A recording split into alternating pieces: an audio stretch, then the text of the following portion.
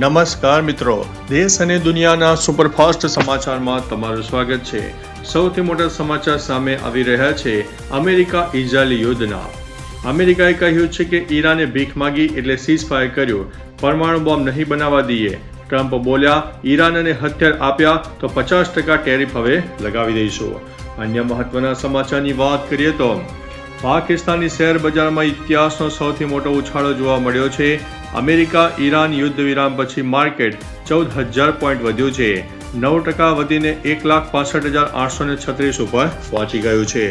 અન્ય મહત્વના સમાચારની વાત કરીએ તો ભાજપનો આરોપ, કોલકાતા રેપ મર્ડરની પીડિતાની મા સાથે દુર્વ્યવહાર, પ્રચાર દરમિયાન હુમલાની કોશિશ, મમતા બેનર્જીએ ભવાનીપુરથી ઉમેદવારી નોંધાવી દીધી છે।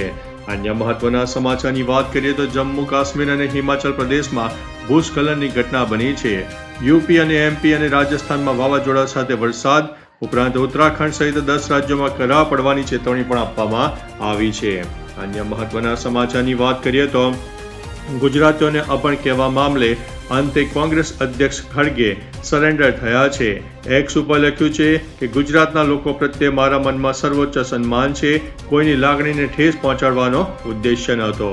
અન્ય મહત્વના સમાચારની વાત કરીએ તો સસ્પેન્ડ નાયબ મામલતદારની 1.22 કરોડની આવક કરતા વધુ સંપત્તિ સામે આવી છે। ચંદ્રસિંહ મોરી સુરેન્દ્રનગરના એને કૌભાંડનો આરોપી છે, સગા સંબંધીઓના નામે મિલકતો વસાવી હતી। અન્ય મહત્વના સમાચારની વાત કરીએ તો ઈરાનનો સાઉદી ઓઇલ પાઇપલાઇન પર મિસાઇલ એટેક સામે આવ્યો છે। આ પાઇપલાઇન હોર્મુઝને બાયપાસ કરવા માટે બનાવવામાં આવી હતી। લેબનોન પર ઇઝરાયેલી હુમલામાં 254 લોકોના મોત થયા છે। અન્ય મહત્વના સમાચારની વાત કરીએ તો મિશન હજુ અધૂરું છે। યુદ્ધ વિરામ વચ્ચે ઇઝરાયેલના વડાપ્રધાને બળતામાં ઘી હોમ્યું, સ્થિતિ અત્યારે ફરીથી ગંભીર છે। અન્ય મહત્વના સમાચારની વાત કરીએ તો ઇઝરાયેલી હુમલામાં લેબનોનમાં તબાહી, 254 લોકોના થયા છે મોત, અમેરિકાએ હાથ કર્યા છે અદ્ધર।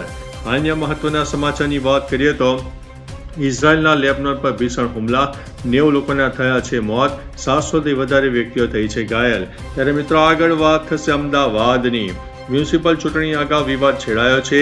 ચાંદલોડિયામાં રોડ પહોળો કરવા 1,000 રહેણાંકમાં કપાત કરવામાં આવશે। અન્ય મહત્વના સમાચારની વાત કરીએ તો અમદાવાદમાં મ્યુનિસિપલ તંત્રની દાખલારૂપ કામગીરીમાં ગોતામાં ગેરકાયદેસર ડ્રેનેજ જોડાણ માટે ખાડો ખોદનારને 1 લાખનો દંડ ફટકારવામાં આવ્યો છે। અન્ય મહત્વના સમાચારની વાત કરીએ તો અમરેલીના મિતિયાળા પાસે 3.3ની તીવ્રતાનો ભૂકંપ આવ્યો, 5 કલાકમાં 8 આંચકા અનુભવાયા છે। ત્યારે આગળ વાત થશે ભાવનગરની। રાજગઢ ગામ આજની તારીખે પણ એસટી બસની સેવાથી વંચિત છે। ગ્રામજનોની માંગ છે કે એસટી બસ સેવા જલ્દીથી શરૂ થાય। અન્ય મહત્વના સમાચારની વાત કરીએ તો રાજકોટની વંથલી નજીક ઓજત નદીમાં બાર્જ હોડીથી રેતી ઉલેચવાના હાઈટેક નેટવર્કનો મોટો પર્દાફાશ કરવામાં આવ્યો છે। પોલીસ દ્વારા મશીનરી જપ્ત કરવામાં આવી છે। અન્ય મહત્વના સમાચારની વાત કરીએ તો વડોદરાની ગોત્રીમાં કથાના સ્થળ ઉપર પરવાનગી વગર રાઇડ્સ રાખનાર સંચાલક સામે પોલીસ ફરિયાદ દાખલ કરવામાં આવી છે। ત્યારે આગળ વાત થશે મિત્રો વડોદરાની। વડોદરા પોલીસે 331 જણાને રાઉન્ડ અપ કર્યા। આચારસંહિતા બાદ દારૂના 197 કેસ સામે આવ્યા છે। ઉપરાંત ડ્રિંક એન્ડ ડ્રાઈવના પણ 27 કેસ દાખલ કરવામાં આવ્યા છે। અન્ય મહત્વના સમાચારની વાત કરીએ તો ગુજરાત સહિતના રાજ્યોમાંથી મોબાઈલ ચોરી કરતી ગેંગ અંતે ઝડપાઈ ગઈ છે। તેમનું નેટવર્ક ખૂબ મોટું હોવાનો પર્દાફાશ થયો છે। અન્ય મહત્વના સમાચારની વાત કરીએ તો સમગ્ર અમેરિકામાં ઈરાનના સાયબર હુમલાઓ જોવા મળી રહ્યા છે। વ્યવસ્થા ખોરવવા માટે પ્રયાસ કરવામાં આવી રહ્યો છે। ત્યારે મિત્રો આગળ વાત થશે તમે બોલો અને ગૂગલ લખશે। ટેક જાયન્ટે એઆઈ ડિટેક્શન એપ લોન્ચ કરી છે, જે અત્યારે આઈફોન યુઝર્સ માટે લોન્ચ થઈ ગઈ છે। અન્ય મહત્વના સમાચારની વાત કરીએ તો અમેરિકા ઈરાન વચ્ચે યુદ્ધ વિરામ તૂટવાની અણીએ દેખાઈ રહ્યું છે। ઇઝરાયેલના કારણે હોર્મુઝ સ્ટ્રેટ ફરીથી બંધ કરવામાં આવી છે। અન્ય મહત્વના સમાચારની વાત કરીએ તો ઈરાનમાંથી બને તેટલા વહેલા બહાર નીકળી જાઓ। સીઝફાયરના થોડા કલાકોમાં ભારતે ભારતીયોને આપેલો હાઈ એલર્ટ સામે આવ્યો છે। અન્ય મહત્વના સમાચારની વાત કરીએ તો મિશન હજુ અધૂરું છે। યુદ્ધ વિરામ વચ્ચે ઇઝરાયેલના વડાપ્રધાને બળતામાં ઘી હોમ્યું છે, સ્થિતિ ફરીથી ગંભીર બની હોવાની સામે આવી છે। અન્ય મહત્વના સમાચારની વાત કરીએ તો સાળંગપુર હનુમાનજીના સાનિધ્યમાં એક એવી ગૌશાળા આકાર લેવા જઈ રહી છે જે પશુ સેવાની વ્યાખ્યા બદલી નાખશે. અંબાણી પરિવારના લાડકવાયા અનંત અંબાણીના 31મા જન્મદિન પર દાદાના ચરણોમાં 10 કરોડ રૂપિયાનું દાન અર્પણ કરવામાં આવ્યું છે. અન્ય મહત્વના સમાચારની વાત કરીએ તો ગુજરાતના રાજકારણમાં આમ આદમી પાર્ટીના પ્રદેશ પ્રમુખ ઈસુદાન ગઢવીનો એક કથિત ઓડિયો વાયરલ થતાં ખળભળાટ મચી ગયો છે. તમામ બેઠકો પર ચૂંટણી લડવાનો દાવો કરતી આપને હાલ ઉમેદવારો શોધવા માટે ફાંફા પડી રહ્યા હોવાનું આ વાયરલ ક્લિપ ઉપરથી જાણવા મળી રહ્યું છે. વાયરલ ક્લિપની અમારી ચેનલ પુષ્ટિ કરતી નથી. અન્ય મહત્વના સમાચારની વાત કરીએ તો વાવ થરાદ પંથકમાં એક યુવકને પ્રેમ સંબંધની સજા આપવા માટે આખા ગામની મર્યાદા નેવે મૂકવામાં આવી ગઈ છે. 4 એપ્રિલની રાતે જ યુવકને ઉઠાવીને મરણતોલ માર મારવામાં આવ્યો હતો. અન્ય મહત્વના સમાચારની વાત કરીએ તો નારાયણ સાંઈના છૂટાછેડા, પત્ની 8 વર્ષથી લડતી હતી કાનૂની લડાઈ, આખરે આવી ગયો છે અંત.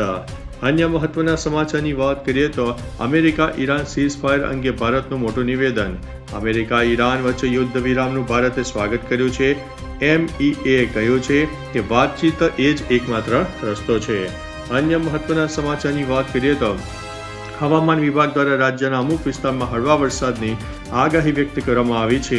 વેસ્ટર્ન ડિસ્ટર્બન્સને કારણે વાતાવરણમાં પલટો આવી શકે છે, જેની સીધી અસર રવિ પાક ખાસ કરીને ઘઉં અને જીરું ઉપર પડી શકે તેમ છે. ખેડૂતોને પાક સાચવી લેવા અને માર્કેટ યાર્ડમાં માલ ઢાંકીને રાખવા માટે સૂચના આપી દેવામાં આવી છે.